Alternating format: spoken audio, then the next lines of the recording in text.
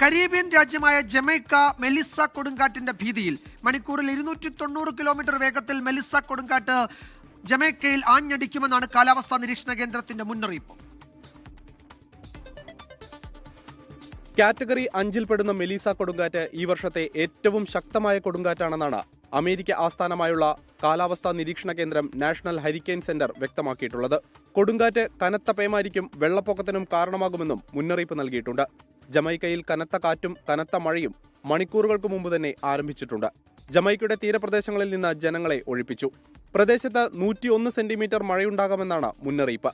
കൊടുങ്കാറ്റിന്റെ കേന്ദ്ര സമ്മർദ്ദം 909 മില്ലിബാറിൽ നിന്ന് 901 മില്ലിബാറായി കുറഞ്ഞത് കൊടുങ്കാറ്റിന്റെ ശക്തി വർദ്ധിപ്പിക്കുമെന്നാണ് കാലാവസ്ഥാ വിദഗ്ധർ പറയുന്നത്. 2005-ൽ ലൂസിയാനയിൽ കനത്ത നാശനഷ്ടമുണ്ടാക്കിയ കത്രീന കൊടുങ്കാറ്റിന്റെ കേന്ദ്ര സമ്മർദ്ദം 902 മില്ലിബാർ ആയിരുന്നു. വടക്കൻ കരീബിയൻ പ്രദേശങ്ങളിൽ മെലീസ വെള്ളപ്പൊക്കത്തിനും മണ്ണിടിച്ചിലിനും കാരണമായേക്കുമെന്ന് വിലയിരുത്തലുണ്ട്. കാറ്റിലും മഴയിലും ഇതിനകം ജമൈക്കയിൽ 3 മരണം റിപ്പോർട്ട് ചെയ്തു.